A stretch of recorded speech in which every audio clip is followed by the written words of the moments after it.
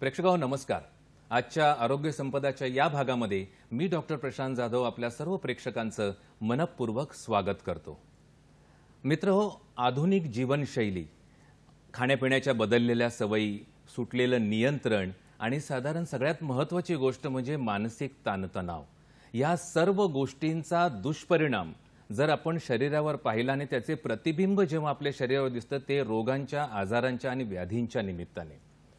अनेक विविध रोग या पठडीमध्ये येतात, पण त्यात जगाच्या पाठीवर जगभरामध्ये 1 अब्जापेक्षा जास्त रुग्णांना किंवा लोकांना प्रभावित करणारा व ज्याला आपण म्हणतो की मृत्यूचे सर्वात प्रमुख कारण असणारा जर कोणता रोग असेल तर तो म्हणजे हायपरटेन्शन, हाय बीपी अर्थात उच्च रक्तदाब। हृदयरोग असो, किडनीच्या समस्या असो, पॅरालिसिसचा आजार असो, मेंदूंचे आजार असो, स्ट्रोक सारखे आजार असो, या सर्व गोष्टींमध्ये सर्वात महत्त्वाचा जोखीम घटक जर कोणता मानला गेला असेल तर तो म्हणजे उच्च रक्तदाब।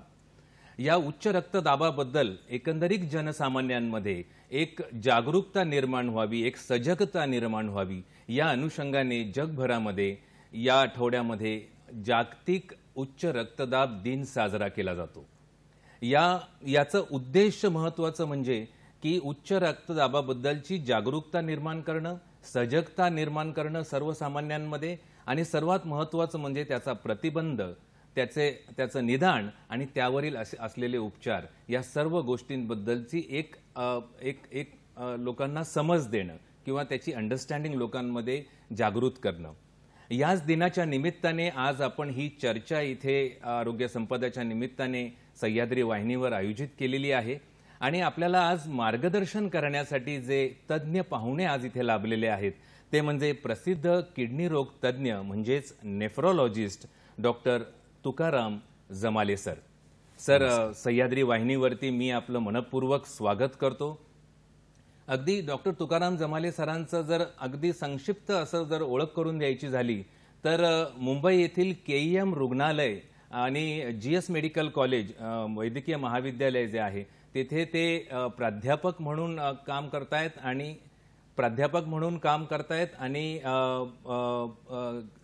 ज्याला आपण हे म्हणतो की नेफ्रोलॉजिस्ट डिपार्टमेंट जे आहे त्याचे हेड आहेत। पण त्या अगोदर त्यांची ओळख करण्या अगोदर आपण जाणून घेणार आहोत आजचा विषय। आपण स्क्रीनवर पाहू शकता, आजचा आपला विषय आहे जागतिक उच्च रक्तदाब दिन 14 मे। 14 मेला याची सुरुवात झाली, 17 मे याचे सादरीकरण असतं। जगभरामध्ये जागतिक उच्च रक्तदाब दिन हा साजरा केला जातो। आता आपण आपल्या तज्ञ पाहुण्यांची ओळख करून घेऊया। ते एमडी मेडिसिन आणि डीएम नेफ्रोलॉजी असे ते तज्ञ आहेत, किडनी या रोगावरचे तज्ञ आहेत। मुंबई येथील केईएम हॉस्पिटल, केईएम रुग्णालय परेलमधील तिथे ते नेफ्रोलॉजी विभागाचे प्रमुख म्हणून काम पाहतात आणि येथील जीएस मेडिकल कॉलेजमध्ये ते प्राध्यापक म्हणूनही रुजू आहेत। अनेक त्यांनी त्यांच्या नावावरती अनेक असे शोधनिबंध आज प्रसिद्ध झालेले आहेत। अनेक जागतिक आणि प्रतिष्ठित अशा नियतकालिकांमधून, जर्नल्स, मेडिकल जर्नल्समधून त्यांचे शोधनिबंध हे प्रसिद्ध झालेले आहेत आणि अनेक अशा प्रतिष्ठित ज्याला आपण परिषदा म्हणतो त्या परिषदांमधूनही त्यांनी ते प्रसिद्ध केलेले आहेत, प्रस्तुत केलेले आहेत। एकंदरीत या विषयाबद्दलचं अतिशय सखोल असं ज्ञान आणि प्रदीर्घ असं अनुभव ज्यांच्या पाठीशी आहे ते डॉक्टर तुकाराम जमाले आज आपल्या सोबत आहेत आपल्याला मार्गदर्शन करण्यासाठी। आणि नेफ्रोलॉजी डिपार्टमेंटमध्ये ते ज्याला आपण किडनी प्रत्यारोपण, किडनी ट्रान्सप्लांट म्हणतो, यावरही त्यांचा अगदी सखोल अभ्यास आहे। चला तर मित्रहो, आज आपण आपल्या चर्चेला आता आरोग्य संपदामध्ये सुरुवात करणार आहोत। आजचा विषय आपल्याला माहितीच आहे, जागतिक उच्च रक्तदाब दिन, आणि आपल्याला मार्गदर्शन करण्यासाठी जे तज्ञ पाहुणे आज इथे उपस्थित आहेत ते म्हणजे प्रसिद्ध असे नेफ्रोलॉजिस्ट, किडनी रोग तज्ञ doctor Tukaram Jamale sir. Sir, पुन्हा एकदा आपलं मनपूर्वक स्वागत। सर, सर्वात पहिला प्रश्न, उच्च रक्तदाब दिन आपण साजरा करतोय तर उच्च रक्तदाब म्हणजे नेमकं काय आणि या आजाराची व्याप्ती व त्याचा एकंदरीत गांभीर्य याबद्दल आपण काय सांगाल? उच्च रक्तदाब दिनानिमित्त आज आपण ही चर्चा करतोय. अनेकदा आपण उच्च रक्तदाब आणि रक्तदाब किंवा ब्लड प्रेशर आणि हाय ब्लड प्रेशर ह्या दोन संज्ञांमध्ये गल्लत करतो. ब्लड प्रेशर आपल्या सर्वांनाच आवश्यकच असतं, कारण आपले जे विविध अवयव असतात शरीरामधले, ब्रेन आहे, हार्ट आहे, किडनी आहे, ह्यांना परफ्यूज होण्यासाठी आपल्याला प्रेशर हवं असतं आपल्या सर्क्युलेशनमध्ये, आणि त्याला आपण ब्लड प्रेशर असं म्हणतो. परंतु जेव्हा हे प्रेशर किंवा हा दाब एका ठराविक पातळीच्या वर वाढतो तेव्हा आपण त्याला म्हणतो उच्च रक्तदाबाची व्याधी जडली.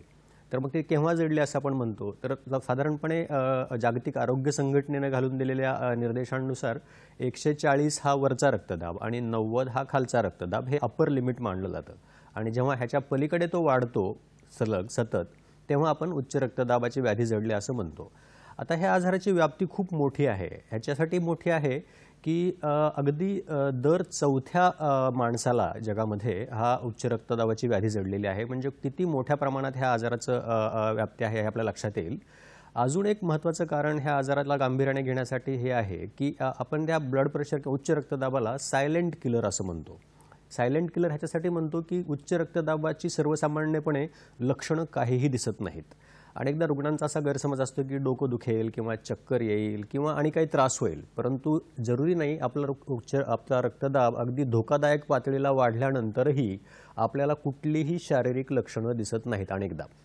आणि त्यामुळंच उच्च रक्तदाबाचं वेळेत निदान बऱ्याचदा होत नाही, आणि जेव्हा ते निदान झालेलं असतं तेव्हा अनेक अवयवांवर त्याचा परिणाम झालेला असतो, आणि त्यामुळं सायलेंट किलर असं म्हणतात. तर कुठले अवयव आहेत ज्याच्यामुळे त्या उच्च रक्तदाबामुळे ज्यांना धोका आहे, तर ब्रेन स्ट्रोक तुम्ही मागाशी सांगितल्याप्रमाणे, हार्ट फेल्युअर, किडनी फेल्युअर, आणि तसंच दृष्टीवर सुद्धा परिणाम होतो किंवा आईवर पण परिणाम होतो.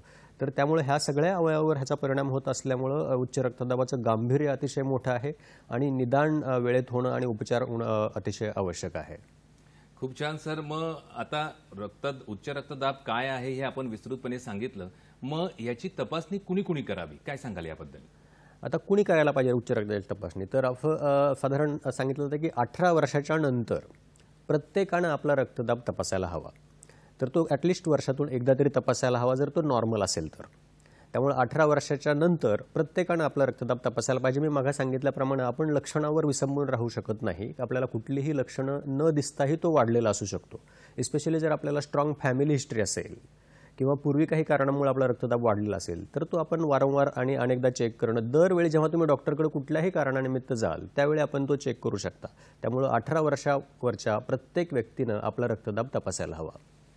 मग सर, हे रक्तदाबाचे निदान नेमके कसे केले जाते याबद्दल आपण काय सांगाल? तर आता रक्तदाबाचं निदान कसं, उच्च रक्तदाबाचं निदान कसं केलं जातं? तर हायपरटेन्शन आपण ज्याला म्हणतो. तर आपला रक्तदाब कधीच स्थिर नसतो. आपण जेव्हा 24 तास वेगवेगळ्या ॲक्टिव्हिटीज करत असतो, आपण कामाला जातो, एक्झरसाईज करतो, झोपतो, त्यामुळं अशा प्रत्येक वेळी आपला रक्तदाब वाढतो किंवा कमी होतो. त्यामुळं रक्तदाबचे जे व्हॅरिएशन्स असतात ते नॉर्मल असतात, प्रत्येक माणसामध्ये ते दिसतात. त्यामुळं उच्च रक्तदाबाचं निदान करण्याआधी आपल्याला ह्याची खात्री करायला हवी की रक्तदाब बहुतेक वेळा त्या ठराविक लिमिटच्या वर वाढलेला आहे की कसं. आणि त्यामुळंच ह्या वर्षीचा जर उच्च रक्तदाब दिनाचा संदेश तुम्ही वाचला तर तो असा आहे की तो उच्च रक्तदाबाचा आपण अचूक मोजमाप करा. अचूक मोजमाप करा ह्याच्यासाठी म्हटलं आहे की आपण अनेकदा जर एका रिडिंगवर किंवा एका कॅज्युअल रिडिंगवर जर आपण उच्च रक्तदाबाचं निदान केलं तर ते अनेकदा चुकीचं ठरू शकतं. हे ह्याच्यासाठी की आपला बऱ्याचदा रुग्णांचा ब्लड प्रेशर क्लिनिकमध्ये गेल्यानंतरच वाढतो, ज्याला आम्ही व्हाईट कोट हायपरटेन्शन असं म्हणतो. किंवा तुम्ही जर काही एक्झरसाईज करून आलात आणि ताबडतोब आपला रक्तदाब पाहिला तर तो वाढलेला आढळलेला असू शकतो, पण त्याचा अर्थ असा नाही की तुम्हाला उच्च रक्तदाब आहे. त्यामुळं अनेकदा तपासणी करायला हवी. ती स्टँडर्डाईज पद्धतीनं करायला हवी. स्टँडर्डाईज पद्धतीनं म्हणजे काय? आता अनेकदा आम्ही असं सांगतो रुग्णांना की आपण आपला रक्तदाब घरी तपासा, कारण घरचं वातावरण हे तुमचं नेहमीचं परिचयाचं वातावरण असतं, ज्या ठिकाणी तुम्ही रिलॅक्स असता. तर अशा ठिकाणी आपण रक्तदाब तपासलेलं अतिशय अधिक चांगलं.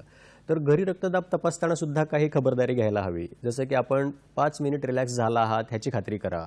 आजूबाजूला काही गोंगाट नाही आहे, आवाज येत नाही आहे टीव्हीचा किंवा इतर कसलाही मोठा, कुणी तुमच्याशी मोठ्याने बोलत नाही आहे किंवा तुम्ही बोलत नाही आहात. आणि ह्या रक्तदाबाचं मोजमाप करताना आपण बोलू नका. आपण ब्लड प्रेशरची जी मशीन असते, आता ऑटोमॅटेड ब्लड प्रेशर मशीन्स आहेत, त्या आपण टेबलवर ठेवा आणि खुर्चीत बसून तो मोजा. आणि असा मोजलेला रक्तदाब आपण लिहून ठेवा. आणि जेव्हा आपण आठवडाभर 2 आठवडाभर असं मोजून लक्षात येतं की आपल्या की किती वेळा तो वाढलेला आहे, बहुतेक वेळा तो 140-90च्या वर आहे की खाली आहे, ह्यावर आपण ठरवतो की आपल्याला उच्च रक्तदाब आहे किंवा नाही. आता आजकाल आपल्याला एक 24 आवर ABPM ज्याला म्हणतो आपण किंवा 24 तास ब्लड प्रेशरचं मोजमाप, हेही एक अतिशय महत्त्वाचं पद्धत आहे रक्तदाबाचं, उच्च रक्तदाबाचं निदान करण्याची, ज्याच्यामध्ये रुग्णाला ही मशीन लावली जाते. ही मशीन अर्ध्या एक तासाने आपला रक्तदाब मोजत राहते दिवसभर, रात्रभर, आणि मग नंतर आपल्याला त्याची समरी देते. आणि मग त्यानंतर आपल्याला नक्की कळतं की रुग्णाचा रक्तदाब बहुतेक वेळा वाढलेला आहे की नाही. आणि अनेकदा मग आपल्या लक्षात येतं की फक्त क्लिनिकमध्येच वाढलेला आहे, इतर वेळा बहुतेक नॉर्मल आहे. मग आपल्याला अनावश्यक औषधांची गरज पडणार नाही.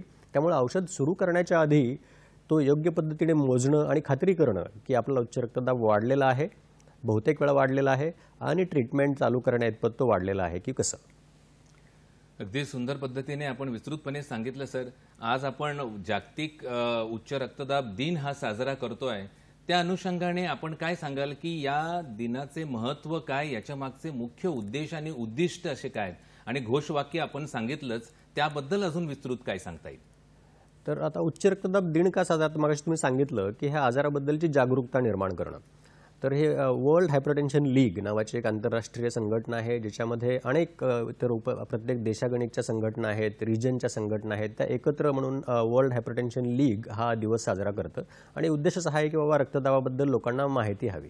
ह्याच्यासाठी हवी की उच्च रक्तदाब हा तुम्ही सांगितल्याप्रमाणे सध्या सगळ्यात मोठा किलर किंवा रिस्क फॅक्टर म्हटला जातो heart failure, kidney failure, brain स्ट्रोकसाठी.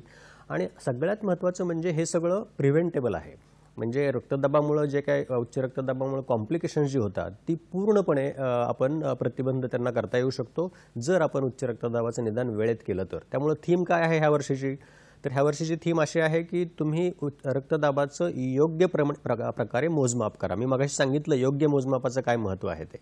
त्यानंतर तो कंट्रोल करा आणि दीर्घायुषी व्हा.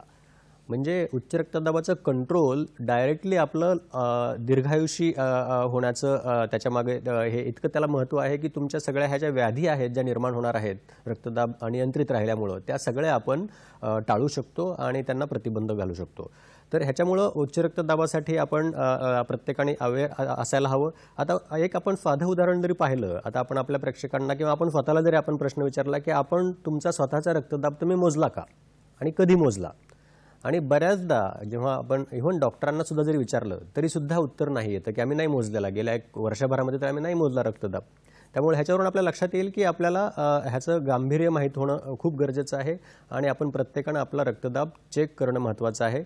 18 वर्षावरील प्रत्येक व्यक्तीनं आपला रक्तदाब चेक करावा आणि तो योग्य प्रकारे चेक करून उपचाराची गरज आहे की नाही ह्यासाठीची खात्री करून घ्यावी आणि उपचार करून दीर्घायुषी व्हावं.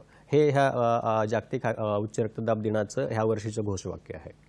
खूप महत्त्वाचं असं आपण अंगुली निर्देश या सर्व गोष्टींकडे केला सर, की उच्च रक्तदाब हा एक सर्वात अनेक अशा जीवघेण्या आजारांचा जोखीम घटक म्हणून समजला जातो.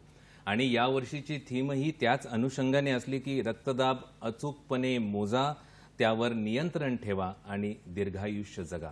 अतिशय महत्त्वाची अशी ही चर्चा आहे. नक्कीच अजूनही अनेक कंगोरे या विषयाबद्दलचे आपण उलगडून पाहणार आहोत. पण आता इथे वेळ झाली आहे एका छोट्याशा विश्रांतीची. तर कुठेही जाऊ नका, पाहत राहा आपला आवडता कार्यक्रम आरोग्य संपदा.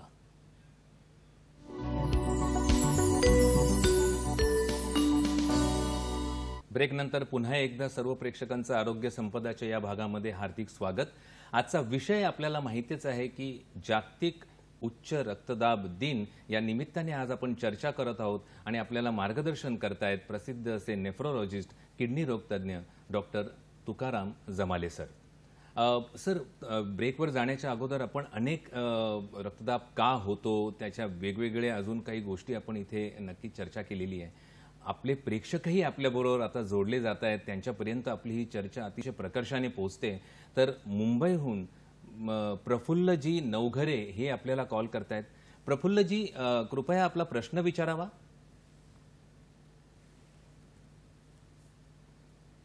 तर 160 पर्यंत जातो कधीतरी आणि त्याच्यासाठी मी ॲमेलॉन PL40 सकाळी अर्धी गोळी घेतो. तर एखाद दिवशी समजा माझी गोळी चुकली यायची तर काय प्रॉब्लेम होऊ शकतो का? आणि दुसरी गोष्ट मी रक्तदाब केव्हा तपासावं? तिसरा प्रश्न आहे की रोज तपासावं का? आणि चौथा प्रश्न, हल्ली जी मशीन आहेत ओमोगा का कुठल्या तरी मशीन ते घेतोय पण त्यांनी ते योग्य दाखवते का? योग्य म्हणजे अचूक हे दाखवते का त्याच्यासाठी एकदा दोनदा तीनदा असं चेक करायला पाहिजे? प्रफुल्लजी, धन्यवाद आपल्या प्रश्नाबद्दल. अतिशय महत्वाचा असा प्रश्न आजच्या विषयाच्या अनुषंगाने आहे. सर, काय सांगाल डिजिटल मशीन्स बद्दलही त्यांनी प्रश्न विचारले. आता त्यांनी 2-3 प्रश्न विचारलेत. एक म्हणजे त्यांनी असं विचारलं की त्यांनी गोळी एखाद दिवस घेतली नाही तर चालेल का, त्यानंतर रक्तदाबाचं मोजमाप कधी करावं, आणि जी काही आता उपकरणं अवेलेबल आहेत डिजिटल उपकरणं तर ती रिलायबल आहेत का. अगदी. तर आता गोळी बंद करू नये हे ह्याच्यामध्ये उत्तर तर त्याच्यामध्ये काही डाऊट नाही की आपण गोळी बंद करायला नको. आता गोळी आपण बंद करू शकतो का रक्तदाबाची, तर आता कधी कधी काय असतं की रक्तदाबासाठी काही स्ट्रॉंग रिस्क फॅक्टर असतात. जसं की आता तुमचं वजन खूप वाढलं, आता तुमचं वजन तुम्ही ग्रॅज्युएशन करताना होतं 50-60 किलो आणि आता तुम्ही 80-90 किलोचे झालात आणि अशा वेळी तुमचा रक्तदाब वाढलेला आहे. तर काही काही पेशंट असतात अगदी मोटिवेटेड असतात आणि बऱ्याचदा जीवनशैलीमध्ये आमूलाग्र बदल करून मोठ्या प्रमाणावर त्यांचं वजन कमी झालं, आहारामधलं मिठाचं प्रमाण अतिशय नगण्य प्रमाणात एवढं त्यांनी कमी केलं. तर अशा वेळी अनेकदा आम्ही पाहतो की ज्याला स्टेज 1 हायपरटेन्शन म्हणतात, म्हणजे ब्लड प्रेशर तुमचं 140 ते 150 160 ह्या दरम्यान आहे, तर अशा रुग्णांची बऱ्याचदा गोळी बंदही होऊ शकते. परंतु हा जो निर्णय आहे हा प्रत्येक पेशंट गणिक आणि डॉक्टरांच्या सल्ल्यानेच घ्यायला हवा आणि त्यासाठी रुग्णांकडूनही तितक्या मोठ्या प्रमाणावर कमिटमेंट जीवनशैली आणि आहाराची आवश्यक असते आणि असे बदल करू शकल्यावर काही काही अशा सक्सेस स्टोरी आपल्याला पाहायला मिळतात. परंतु बहुतेक रुग्णांमध्ये आपल्याला त्या गोळ्या बंद करता येत नाहीत.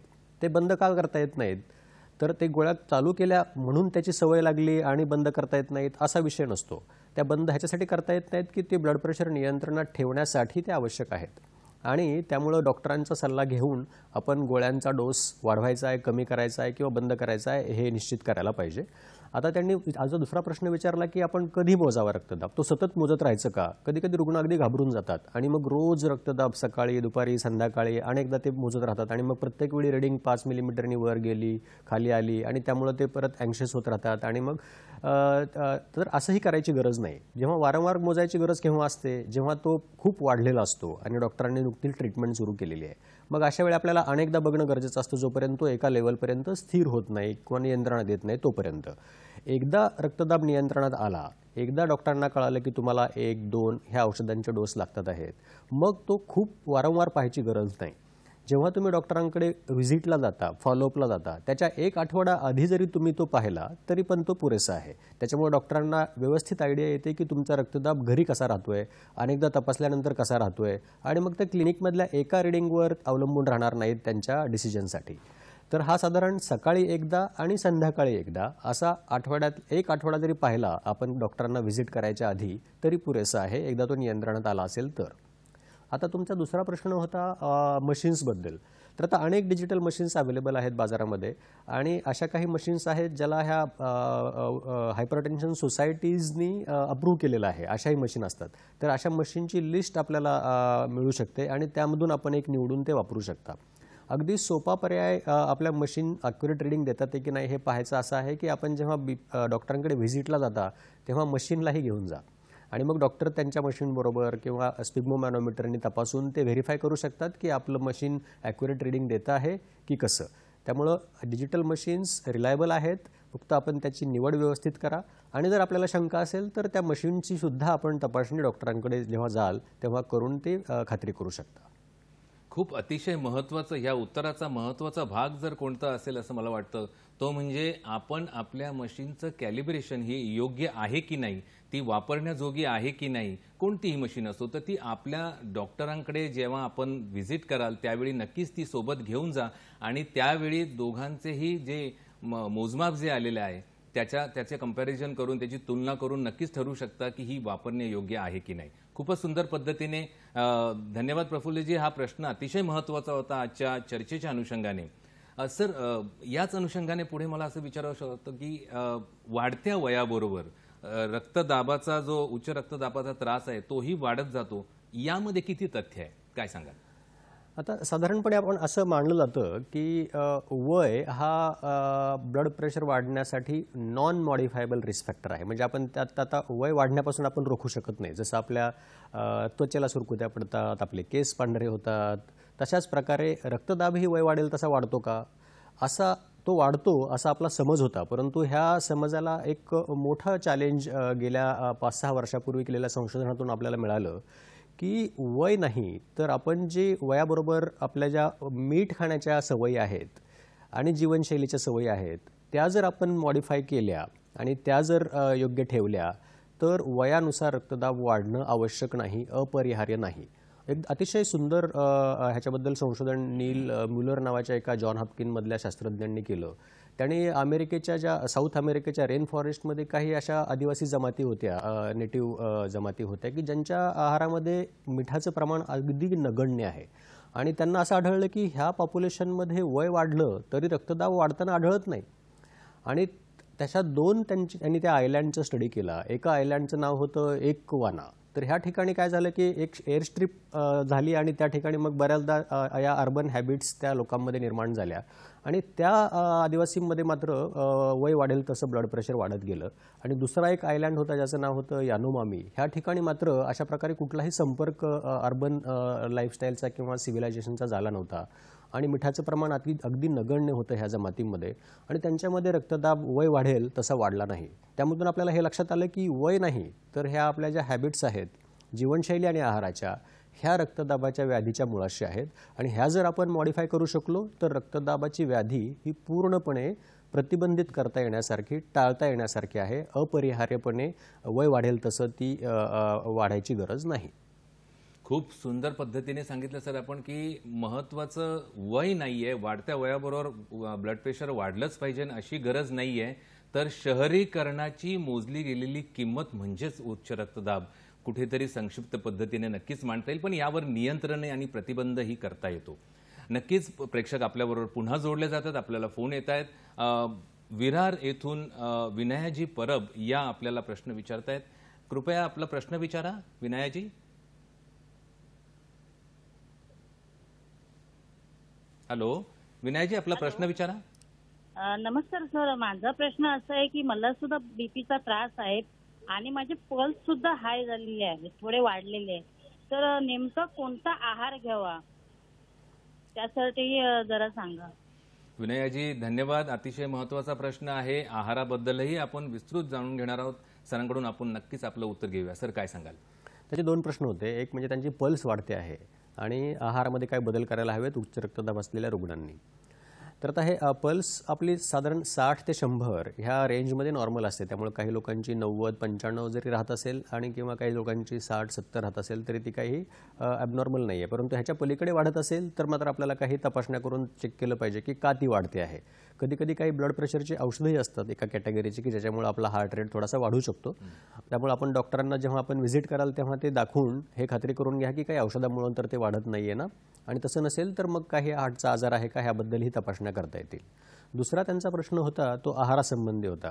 आता मी मगाशी सांगितलं की आहार आणि जीवनशैली ही अतिशय महत्त्वाची आहे उच्च रक्तदाबाच्या प्रतिबंधामध्येही आणि उपचारामध्येही. प्रतिबंधामध्ये तर आपण बघितलंच, मगाशी मी उदाहरण सांगितलं तुम्हाला. आता उपचारामध्ये सुद्धा आपल्याला जी औषधं लागतात आहेत, ज्याचे डोसेस आहेत किंवा औषधांची संख्या आहे, ही आपल्याला नियंत्रणात किंवा कमी करता येऊ शकते जर आपण आपल्या आहार आणि जीवनशैलीमध्ये बदल केले तर काय बदल आहेत हे? तर एक सगळ्यात महत्त्वाचा बदल मगाशी मी सांगितल्याप्रमाणे हा मिठाचा आहे.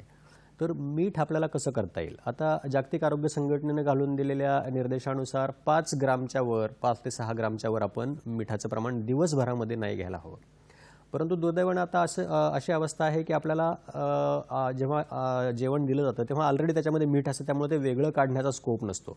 त्यामुळे ह्याची सुरुवात किचनमध्ये व्हायला हवी की आपण जेव्हा अन्न बनवतो तेव्हा ते मिठाचं प्रमाण आता 5 ग्रामच्या वर आपण जर ते रिस्ट्रिक्ट केलं खाली तर मग ते आपल्याला उच्च रक्तदाबासाठी फायद्याचं ठरू शकतं.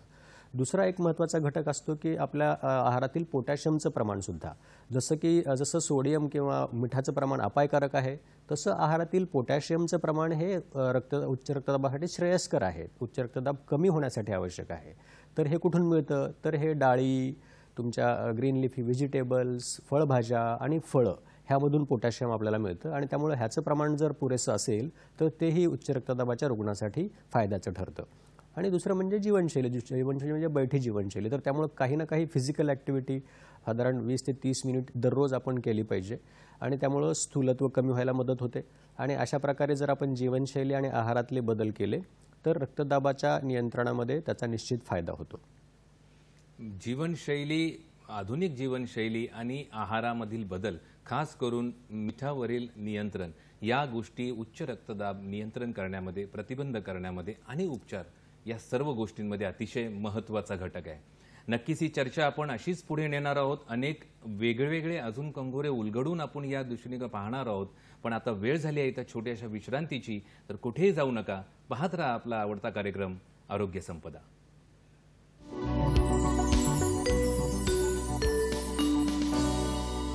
प्रेक्षकांनो, छोट्याशा विश्रांतीनंतर आपलं पुन्हा एकदा आरोग्य संपदाच्या या कार्यक्रमामध्ये, या भागामध्ये हार्दिक स्वागत.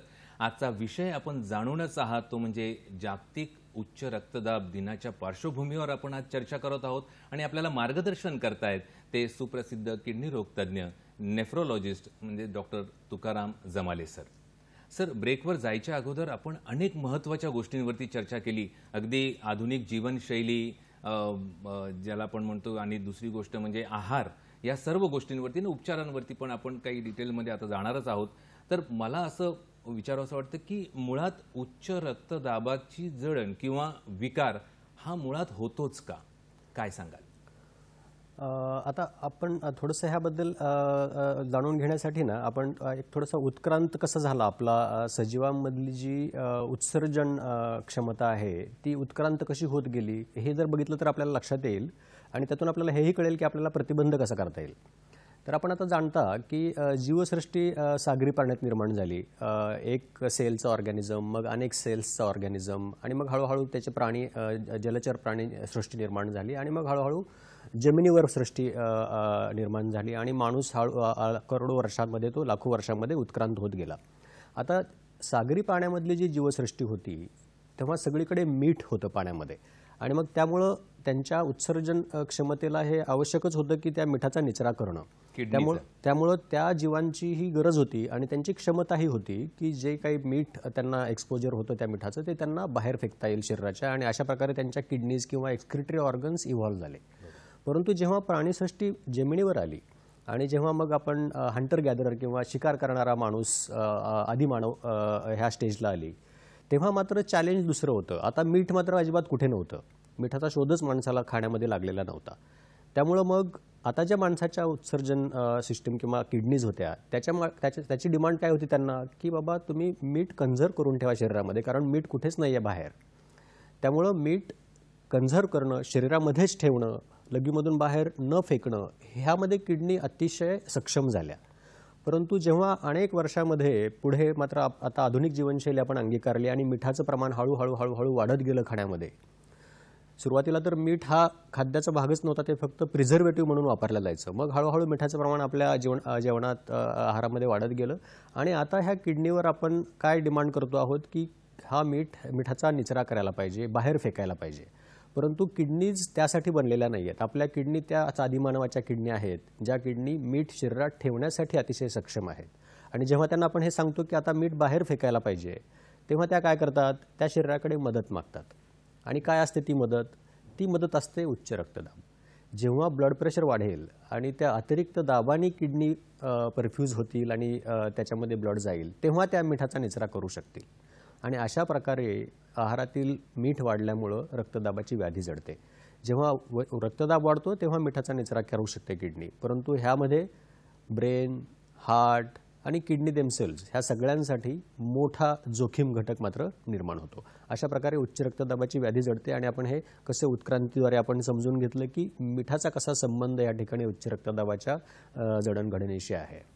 खूप महत्त्वाचं होतं सर. अगदी या चर्चेच्या निमित्ताने किडनीची जी मानवाची उत्क्रांती आहे त्यासोबत किडनीची त्याबरोबर असलेली उत्क्रांती, पूर्वी जलचर म्हणून होतो त्यावेळी किडनीचं जी पद्धत होती काम करण्याची, आणि आता जमिनीवरती आल्यानंतर जेव्हा आदिमानव पुढे उत्क्रांत होत गेला त्यानंतर जी किडनीची उत्क्रांती झाली त्यामध्ये तिचं असलेलं फंक्शन किंवा काम यामधला जो जमीन आसमानाचा फरक आहे. आणि आता त्याच्यावरती जो मिठाचा भडीमार आणि त्यामुळे जडणारा उच्च रक्तदाब, अतिशय महत्त्वाची ही लिंक होती. मला वाटतं नक्कीच प्रत्येकाला ही समजली असेल आणि प्रत्येकापर्यंत हे उत्तर नक्कीच पोहोचलेलं असणार आहे. सर, त्याच निमित्ताने आता आपण उत्क्रांतीकडे गेलो तर थोडंसं जरा आता बाळंतपणामध्ये बऱ्याच वेळा आम्ही असं ऐकतो की उच्च रक्तदाब झाला, प्रेग्नन्सी रिलेटेड हायपरटेन्शन ज्याला आपण म्हणू शकतो, तर बाळंतपणामध्ये अनेक महिलांना गरोदर महिलांना हा उच्च रक्तदाब होतो, त्याबद्दल काय सांगाल? आणि लहान मुलांमध्ये ह्या सगळ्या गोष्टींबद्दल आपण काय सांगाल? बरोबर. तर आता रक्तदाब वाढणं, बाळंतपणामध्ये रक्तदाब वाढणं हा एक स्पेसिफिक उच्च रक्तदाबाचा प्रकार म्हटला जातो. आणि अनेक वर्ष आपला समज असा होता की बाळंतपणामध्ये वाढणारा रक्तदाब म्हणजे प्रसूतीनंतर जाणार, आणि अनेकदा तसं होतंही. म्हणजे बाळंतपणामध्ये रक्तदाब वाढतो आणि प्रसूती झाली की मग तो नॉर्मल होतो. आणि मग अशा वेळी आपण म्हणतो की हा प्रेग्नन्सी रिलेटेड हायपरटेन्शन आहे किंवा प्रेग्नन्सी इंड्युस्ड हायपरटेन्शन आहे. परंतु आता गेल्या काही दशकांमध्ये झालेल्या संशोधनामध्ये आपल्या असं लक्षात आलं की ह्या स्त्रियांचा रक्तदाब जरी ताबडतोब डिलिव्हरीच्या नंतर नॉर्मल झाला तरी पुढच्या काही वर्षांमध्ये, एखाद्या दशकानंतर, अशा स्त्रियांमध्ये उच्च रक्तदाबाची व्याधी जडण्याचं प्रमाण अनेक पटींनी वाढलेलं आढळलं त्या महिलाच्या तुलनेमध्ये ज्यांना प्रेग्नन्सीमध्ये उच्च रक्तदाब वाढलेला नव्हता. त्यामुळं प्रेग्नन्सी म्हणजे काय, तर ही त्या महिलेसाठी स्ट्रेस टेस्ट आहे एक प्रकारची, की तुमचा रक्तदाब जर प्रेग्नन्सीमध्ये वाढलेला असेल तर भविष्यात तुम्हाला उच्च रक्तदाबाची व्याधी जडण्याची शक्यता खूप जास्त आहे. त्यामुळे तुम्ही अधिक विजिलंट राहायला हवं तुमच्या आहाराबद्दल, तुमच्या जीवनशैलीबद्दल आणि तुमच्या उच्च रक्तदाबाच्या मॉनिटरिंगबद्दल सुद्धा. हेच आपल्याला डायबिटीसबद्दलही सांगता येतं की डायबिटीस प्रेग्नन्सीमध्ये वाढलेला आहे आणि नंतर नॉर्मल झाला, भविष्यामध्ये तुम्हाला डायबिटीस व्हायचा धोका वाढतो. म्हणजे हे प्रेग्नन्सी ही एक स्ट्रेस टेस्टच आहे स्त्रीच्या शरीराची. त्यामुळे जेव्हा बीपी डायबिटीस प्रेग्नन्सीमध्ये वाढतो तेव्हा तो तुम्हाला भविष्यात परत येण्याची शक्यता वाढलेली असल्यामुळं तुम्ही आहार आणि जीवनशैलीमधले बदल अधिक गंभीर्याने केले पाहिजेत आणि त्याच्याबद्दल मॉनिटरिंग ही करायला हवी. तुम्ही दुसरा प्रश्न असा विचारला होता की लहान मुलांमध्ये रक्तदाब वाढताना आढळतोय तो का? तर लहान मुलांमध्ये सुद्धा नक्कीच आपण या लहान मुलांबद्दलचे आजार असं घेणार आहोत. आता आपल्याला आलेला एक फोन आणि प्रेक्षक आपल्याबरोबर जोडले गेलेत. तर मंगलाताई आपटे या पुण्यावरून आपल्याला कॉल करतायत. त्यांचं उत्तर झाल्यानंतर आपण लहान मुलांच्या उच्च रक्तदाबाबद्दल बोलूया. मंगलाताई, विचारा आपला प्रश्न. हा, नमस्कार. मला असा प्रश्न विचारायचा की काही काही जणांना जीव घाबराव होतो आणि मग जीव घाबराव झाला की तो रक्तदाब झाल्यावर कसा ओळखायचा? आणि काही काही जण मीठ आमटीत भाजीत कमी आहे म्हणून जास्त घालून घेतात किंवा मुद्दाम जास्त मीठ बाजूला घेतात किंवा मीठ पाणी घेतात. मग ते कितपत योग्य आहे? आणि मग बीपीच्या लोकांनी मीठ किती कमी खावं आणि काय करावं त्याच्यासाठी तुम्ही आपण काही मार्गदर्शन करू शकाल का? आणि आहार विहाराचं पण सांगू शकाल का? मंगलाताई, धन्यवाद आपल्या प्रश्नाबद्दल. सर, काय सांगाल? हां, तर एक पहिला प्रश्न त्यांचा असा होता की त्यांचा जीव घाबरल्यासारखं वाटणं हे रक्तदाबाचं लक्षण असेल का, किंवा हे रक्तदाब वाढल्याचं लक्षण असेल का? तर मी मगाशी पण सांगितलं की सर्वसाधारणपणे रक्तदाब अतिशय धोक्याच्या पातळीला वाढल्यावरही तुम्हाला काही लक्षणं दिसावीच अशी काही अशाची गरज नाही आहे. पण अनेकदा जर तो अचानकपणे वाढला तर जीव घाबरल्यासारखं होणं किंवा डोळ्यापुढं अंधारी येणं, डोकं दुखणं, दम लागणं, अशा प्रकारची फिजिकल सिम्पटम्स दिसू शकतात. परंतु ती दिसायलाच हवीत असं नाही. त्यामुळं ही सिम्पटम्स नसतील तर आपला रक्तदाब नॉर्मल आहे असं गृहीत धरणं मात्र चूक आहे. त्यामुळे तुमचा रक्तदाब नॉर्मल आहे हे कधी कन्फर्म होईल? जेव्हा तुम्ही मोजाल आणि तो नॉर्मल असेल. त्यामुळे रक्तदाब मोजल्याशिवाय तो वाढलाय की नाही हे समजण्याचा दुसरा कुठलाही मार्ग नाही. दुसरा त्यांचा प्रश्न असा होता की काही लोक एक्स्ट्रा साल्ट घेतात जेवताना आणि त्यात वर्ण टाकतात किंवा मिठाचं पाणी वगैरे घेतात. तर हे योग्य आहे का? तर हे अतिशय अयोग्य आहे. की वर्ण मी जसं सांगितलं तुम्हाला की मिठाचा आपल्या शरीराच्या नॉर्मल प्रोसेसेससाठी बाहेरून घेण्याची कुठलीही गरज नाही. त्यामुळं मीठ तुम्ही पूर्ण जरी थांबवलं तरी पण तुमच्या शरीरावर काही अपाय किंवा हानी व्हायची शक्यता नाही आहे. कारण तुम्हाला सोडियम अनेक इतर डाळी आणि इतर काही सोर्सेसमधून सुद्धा मिळत असं ते मिठामधून मिळायला पाहिजे असं नाही. मिठाच्या बाबतीमध्ये अजून एक चांगली गोष्ट अशी आहे की जर तुम्ही अगदी कमी मिठाच्या आहाराची सवय 3 महिने 4 महिने स्वतःला लावली तर जेव्हा तुम्ही 5व्या महिन्यात सामान्य मिठाचं जेवण खाल तेव्हा ते तुम्हाला खारट वाटेल. ह्याचं कारण असं आहे की आपले जे टेस्ट बड असतात साल्ट सेन्स करणारे ते आपण अतिशय जास्ती साल्टचा मारा करून बधीर करून टाकलेले असतात. आणि जेव्हा आपण तो साल्टचा संयम पाळतो 3 महिने 4 महिने तेव्हा 5व्या महिन्यामध्ये ते परत रिकवर होतात आणि त्यांना समजायला लागतं की अरे हां मीठ आलं. त्यामुळं तेव्हा तुम्हाला ते नॉर्मल मीठही खारट वाटेल. त्यामुळं 3 ते 6 महिन्याचा संयम जर तुम्ही पाळला तर आयुष्यभरासाठी तुम्ही साल्ट नियंत्रित आहाराचा सहज अंगीकार करू शकता. त्यामुळं डाएटमध्ये साल्ट हे सगळ्यात महत्त्वाचं. मगाशी सांगितल्याप्रमाणे पोटॅशियमचं प्रमाण कसं वाढवता येईल हेही पहा. डाळी घ्या, फळभाज्या पालेभाज्या घ्या, फळांचं सेवन घ्या आणि एक्झरसाईज करा. तुम्ही जर जाड असाल तर कॅलरीज रिस्ट्रिक्शन करून वजन कमी करा. त्याचाही ब्लड प्रेशरवर अतिशय चांगला फायदा मिळेल. खूप महत्वाचं होतं सर. जिभेवर आहे तोपर्यंत चव आणि एकदा खाली उतरलं की तो निव्वळ एक घास उरतो आणि तो पोषक किती आहे त्या चवीपेक्षा हे जास्त महत्वाचं आहे.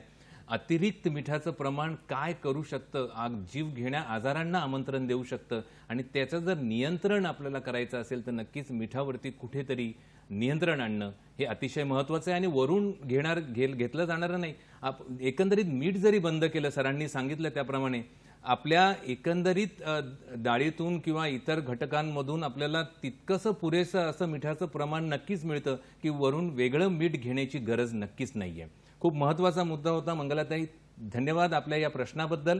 सर, आपण या प्रश्नाच्या अगोदर, या फोनच्या अगोदर बाळंतपण मध्ये होणारे जे उच्च रक्तदाब आहे त्याबद्दल चर्चा करत होतो. या बाळंतपणामध्ये पोषण, न्यूट्रिशन ज्याला आपण म्हणतो, ह्याही गोष्टी किती महत्वाच्या आहे याबद्दल काय सांगाल? आता बघा, आपण अनेक असं एक आपल्याला निदर्शनात आलं काही दिवसांमध्ये, गेल्या काही वर्षांमध्ये, की बाळंतपणामध्ये रक्तदाब कोणाचा वाढतो. तर असं आढळून आलं की ज्या स्त्रियांचा जन्म होताना त्यांचं वजन कमी होतं, म्हणजे लो बर्थ वेट जी बाळं जन्मतात, अशा लो बर्थ वेट बाळांच्या जी किडनीची क्षमता असते, त्यांच्या पँक्रियासची इन्सुलिन बनवायची क्षमता असते, त्यांच्या किडनीची मीठ बाहेर फेकायची क्षमता असते, ही कमी असते. आणि मग अशा लो बर्थ वेट स्त्रिया जेव्हा पुढे चालून बाळंतपणात जातात तेव्हा त्यांना ब्लड प्रेशर, डायबिटीज ही व्हायची शक्यता वाढते. त्यामुळे हा एक अतिशय महत्त्वाचा मुद्दा आपल्या हे आला आहे की फक्त लठ्ठपणा किंवा स्थूलपणाच नाही, तर तुम्ही लहानपणी जर तुम्हाला काही कारणासाठी कुपोषण किंवा तुमचं बर्थ वेट जर लो असेल तर तोही एक भविष्यामध्ये ब्लड प्रेशर आणि डायबिटीज आणि इतर त्या अनुषंगाने निर्माण होणाऱ्या आजारांसाठीचा मोठा जोखम घटक किंवा रिस्क फॅक्टर म्हणून तयार होतो. आणि दुसरं तर आहेच, आता तुम्ही जर स्थूल असाल खूप तर तुम्हाला ब्लड प्रेशर होणारच, आणि तसं ब्लड प्रेशर जर तुम्हाला असेल आणि तुम्ही बाळंतपणामध्ये गेलात तर ते ब्लड प्रेशर नक्की वाढणार आणि मग त्यामुळं ब्लड प्रेशर प्रेग्नन्सीमध्ये नियंत्रणाबाहेर जायची शक्यता वाढते. खूप महत्वाचं होतं सर. बाळंत म्हणजे पुढची पिढी ही जर डायबिटीज म्हणजे मधुमेह आणि उच्च रक्तदाब या आजारापासून दूर ठेवायची असेल तर गरोदरपणामध्ये, बाळंतपणामध्ये आहार आणि पोषण हे अतिशय महत्वाचे, जेणेकरून पुढची पिढी ही सुदृढ आणि त्रास नसलेली अशी ही जन्माला येऊ शकते. नक्कीच महत्वाचं होतं सर. सर, लहान मुलांमध्ये काय सांगाल आपण त्या विषयावर? हां, मग अशा आपण तो मध्ये राहिला आपला मुद्दा की लहान मुलांमध्ये जेव्हा रक्तदाब वाढतो तेव्हा काय करायचं. तर लहान मुलामध्ये जेव्हा रक्तदाब वाढतो तेव्हा आपण त्याला ताबडतोब स्पेशालिस्टकडे रेफर केलं पाहिजे, कारण हा जो रक्तदाब असतो तो 50-40 नंतर वाढणाऱ्या रक्तदाबापेक्षा अतिशय वेगळा असतो. बऱ्याचदा आपल्याला अशा वेळी रक्तदाबाचं काहीतरी महत्त्वाचं कारण सापडतं. कारण म्हणजे काय, तर त्याला अनेक कारण असतात. कधी कधी तुम्हाला किडनीला रक्तपुरवठा कमी होऊ शकतो, त्यामुळे रक्तदाब वाढतो. कधी तुमच्या ॲड्रेनल ग्लँडमध्ये काही ट्यूमर वगैरे असतो. रक्तदाब हे त्याचं लक्षण असतं फक्त. तर अशा प्रकारची कारणं आहेत का, ह्याचा सखोल तपास होण्यासाठी अशा मुलांना ताबडतोब स्पेशालिस्टकडे पाठवायला पाहिजे. आता आपण हल्ली काही दशकांमध्ये मात्र असं दिसायला लागलं आहे की जो 40-50 मध्ये यायचा विकार रक्तदाबाचा तो आता 20तच यायला लागला. आणि ह्याचं कारण अगेन परत आहार आणि जीवनशैली. तुमचा स्थूलत्व वाढलं लहान मुलांमध्येही मोठ्या प्रमाणावर मिठाचं सेवन वाढलं, फिजिकल ॲक्टिव्हिटी खूप कमी झाली आणि त्यामुळं जो 40-50 मध्ये येत होता तो विकार आता आपल्याला 20 आणि अगदी 18 वर्षाच्या 19 वर्षाच्या मुलांमध्येही तो ब्लड प्रेशरचं काही कारण सापडलं नाही आणि फक्त आहार आणि जीवनशैलीशी रिलेटेडच ब्लड प्रेशर अशा कमी वयामध्ये सुद्धा यायला लागलं. त्यामुळे लहान मुलांच्या रक्तदाबामध्ये आपण ह्या दोन गोष्टी फार महत्त्वाच्या आहेत. एकतर स्पेशालिस्टकडे पाठवून काही कारण सापडतं का, कारण त्याचा इलाज म्हणजे रक्तदाब तो क्युअर होऊ शकतो त्याच्या उपचारानंतर. आणि दुसरं म्हणजे लहान मुलांमध्येच आहार आणि जीवनशैलीमध्ये निर्माण होणारं स्थूलत्व आणि उच्च रक्तदाब ह्याचंही आपल्याला प्रिव्हेन्शन कुठेतरी करायला पाहिजे. आणि मगाशी तुम्ही सांगितल्याप्रमाणे अशा प्रकारे प्रिव्हेन्शन तर हे आईच्या गर्भापासूनच सुरू होतं. तिच्या पोषणापासूनच आपण जर काळजी घेतली तर मग सुदृढ बालक जन्मलं तर मग पुढे चालून त्याचा ब्लड प्रेशर, डायबिटीसचा धोकाही कमी होऊ शकतो. जीवनशैलीचा प्रादुर्भाव आणि आहार या सर्व गोष्टींवरती जर व्यवस्थित नियंत्रण ठेवलं तर नक्कीच उच्च रक्तदाबासारखे विकार हे टाळता येतील. हेच या अनुषंगाने आपल्याला अधोरेखित होताना आपल्याला दिसतंय. प्रेक्षक पुन्हा आपल्याबरोबर इथे फोनशी जोडले गेलेले आहेत.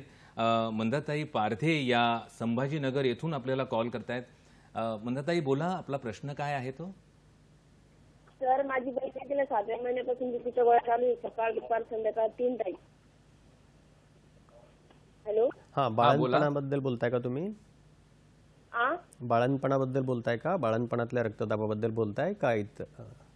हो हो सर, 7व्या महिन्यापासून तिला बीपीची गोळी चालू, पण आता 9वा महिना चालू आहे तिला, तरी पण ती बीपी वाढतच जाते. डॉक्टर लोकांनी ती बीपी कमी करायसाठी 3 टाइम गोळ्या तिला बीपीच्या, सकाळ दुपार 6-7 तासाच्या अंतरानं आहे. हो हो. पण बीपी वाढतो आणि इतकं चाललं तरी तिला दम लागते, दमाचा पण त्रास आहे तिला. मंदाताई, धन्यवाद आपल्या प्रश्नाबद्दल. नक्कीच त्याचंच उत्तर आपलं चालू होतं आणि त्याच अनुषंगाने आपला प्रश्न आलेला आहे. सर, काय सांगाल याबद्दल? 7व्या महिन्यापासून मला वाटतं. हां, तर साधारण 7व्या महिन्यापासून त्यांचा रक्तदाब वाढायला सुरू झालेला आहे बाळंतपणामध्ये.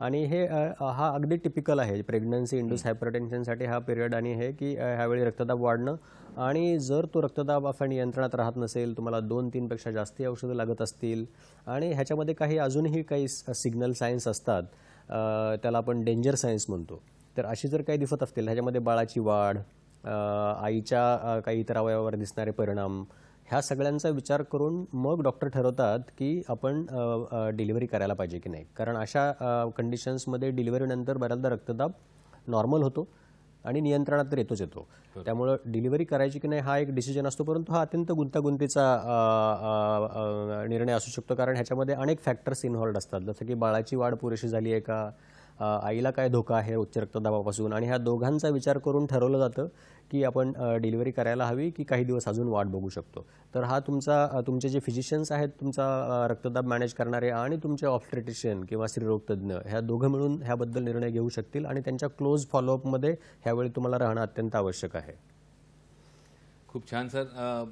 मग त्याच अनुषंगाने मला विचारावं असं वाटतं की याचा प्रतिबंध नेमका कशा पद्धतीने आपल्याला करता येईल उच्च रक्तदाबाचा? तर आपण अनेक मुद्द्यावर ह्याच्यापूर्वी पण चर्चा केलेली आहे प्रतिबंधाबद्दल, पण आपण एकदा परत तो समराईज करूया. तर उच्च रक्तदाबाचा प्रतिबंध बाळ आईच्या गर्भात असताना सुरू होतो. आईचं पोषण जर व्यवस्थित झालं तर मुलाचं वजन बरोबर असेल आणि मूल कुपोषित नसेल. मुलाचं वजन बरोबर असेल तर त्याचा भविष्यामध्ये ब्लड प्रेशर आणि डायबिटीस डेव्हलप व्हायचा धोका कमी होतो. हे झालं एक, म्हणजे आईच्या गर्भातच आपल्याला त्याचं प्रिव्हेन्शन. त्यामुळे मातांची काळजी घेणं अत्यंत आवश्यक आहे. दुसरं, लहान मुलांना लागणाऱ्या सवयी, लहान मुलांना ज्या आहाराच्या सवयी लागतात, ह्यामध्ये पालक, त्यांच्या शाळा आणि शाळामधलंही जे आहार वातावरण ज्याला म्हणू आपण, हे फार मोठ्या प्रमाणावर जबाबदार आहे. पालक काय खातात, आपल्या घरामध्ये कशा प्रकारची आपण जेवण बनवताना मीठ किती वापरतो, प्रोसेस फूड किती वापरतो, आपण बाहेर खातो तेव्हा काय चॉईसेस करतो, तर हे सगळं आपली मुलं आपल्याबरोबर शिकत असतात.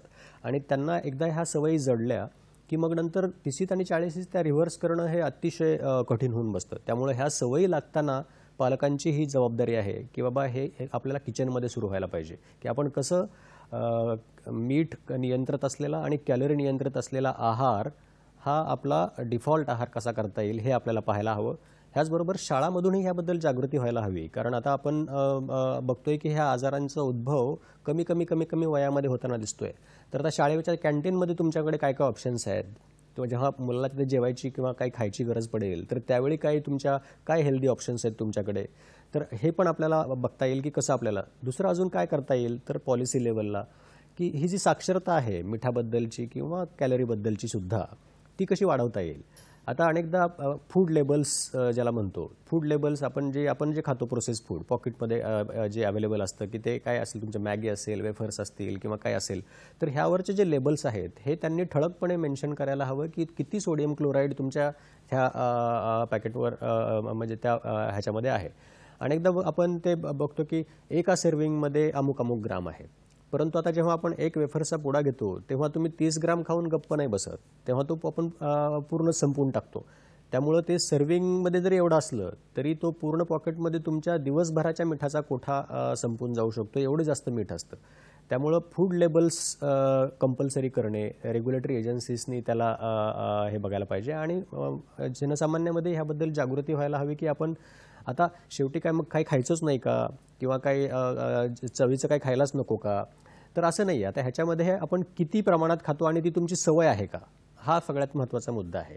की तुम्ही आता आठवड्यातून 15 दिवसातून एकदा काही खात असाल ही गोष्ट वेगळी, आणि तुमचा नाश्ताच जर तो असेल रोजचाच किंवा रोजचाच संध्याकाळचा स्नॅक काही असेल तर मग मात्र अडचणीची गोष्ट आहे. त्यामुळं ह्या सवयी आपण लहान मुलांमध्ये कशा चांगल्या लागतील हे पाहावं. आणि उच्च रक्तदाब असलेल्या रुग्णांनी आपला आहार कसा उच्च रक्तदाब नियंत्रित करण्यासाठी बदल करता येईल हे पाहावं आणि मग आपल्याला प्रतिबंध सहज शक्य होईल. म्हणजे कमी मीठ हा पालकाकडून आपल्या लहान मुलांना मिळणारा एक संस्कारच झाला पाहिजे असं कुठेतरी आता इथे या एकंदरीत चर्चेतून आपल्याला जाणवत आहे. सर, मला ह्याच अनुषंगाने विचारावंसं वाटतं की एकदा हा विकार झाला की औषधांशिवायही याच्यावर नियंत्रण आणता येतं, रिव्हर्स करता येतो का, की काय आपलं मत काय याबद्दल? हां, तर आता रिव्हर्स करता येतो का? आता जसं डायबिटीसबद्दल म्हटलं जातं तसंच उच्च रक्तदाबाबद्दलही हे व्हॅलिड आहे की रिव्हर्सल शक्य आहे. कधी शक्य आहे? जेव्हा तो आजार नुकताच जडलेला आहे आणि खूप सिव्हिअर नाही आहे, म्हणजे ज्याला आपण स्टेज 1 हायपरटेन्शन म्हणतो. स्टेज 1 म्हणजे साधारण 140 ते 160च्या मध्ये वरचा रक्तदाब असतो आणि तुम्हाला तेव्हा लक्षात येतं आणि त्यावेळी मात्र निश्चित त्याचा रिव्हर्सल शक्य आहे. परंतु ह्यासाठी तुम्हाला आमूलाग्र बदल तुमच्या आहार आणि जीवनशैलीमध्ये करायला हवेत, कारण त्यावेळी निर्माण झालेला रक्तदाब हा तुमच्या गेल्या काही दशकांपासून असलेल्या आहार जीवनशैलीचा परिपाक आहे आणि ती जर तुम्ही कंटिन्यू करणार असाल तर मग मात्र रिव्हर्सल शक्य नाही आहे. त्यामध्ये आमूलाग्र बदल आवश्यक आहेत.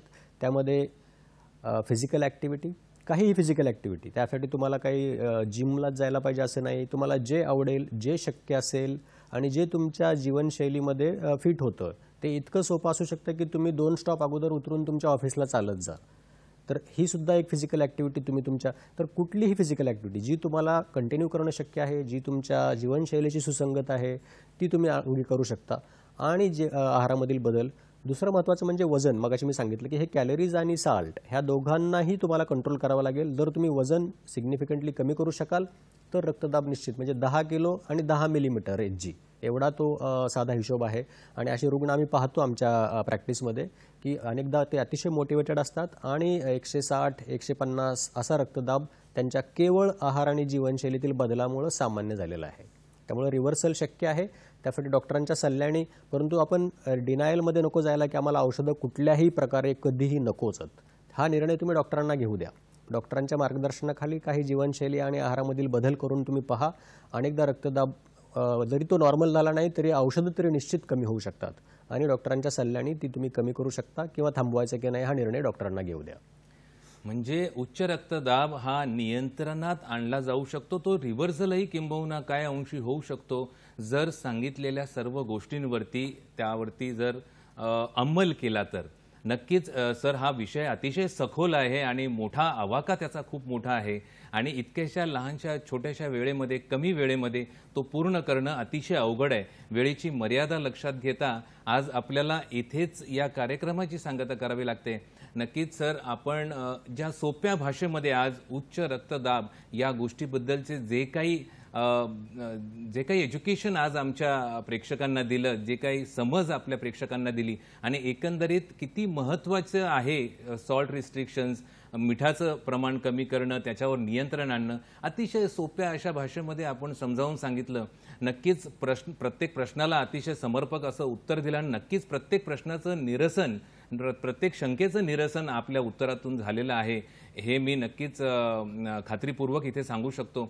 सर, आपण इथे वेळात वेळ काढून आलात त्याबद्दल मी दूरदर्शनच्या सह्याद्री वाहिनीतर्फे आणि आमच्या पूर्ण आरोग्य संपदाच्या संचातर्फे आणि आमच्या तमाम प्रेक्षकांतर्फे आपले मनपूर्वक आभार मानतो. सर, धन्यवाद आपण इथे आल्याबद्दल. प्रेक्षको, आपण आज पाहिलं की उच्च रक्तदाबाच्या अनुषंगाने प्रतिबंध, निदान आणि योग्य उपचार या सर्व गोष्टी आणि त्याबरोबर आहार आणि एकंदरीत जीवनशैली यावरती जे नियोजन आणि नियंत्रण या सर्व गोष्टींमुळे उच्च रक्तदाबावरती नियंत्रण आणणं हे नक्कीच शक्य आहे. पुन्हा आता वेळेअभावी आपल्याला हा कार्यक्रम इथेच संपवावा लागतोय. नक्कीच पुढच्या भागामध्ये आपण आरोग्य संपदाच्या भेटूया एका नवीन विषयासह, नवीन तज्ज्ञांसोबत. तोपर्यंत स्वस्थ रहा, मस्त रहा, आनंदित रहा. नमस्कार.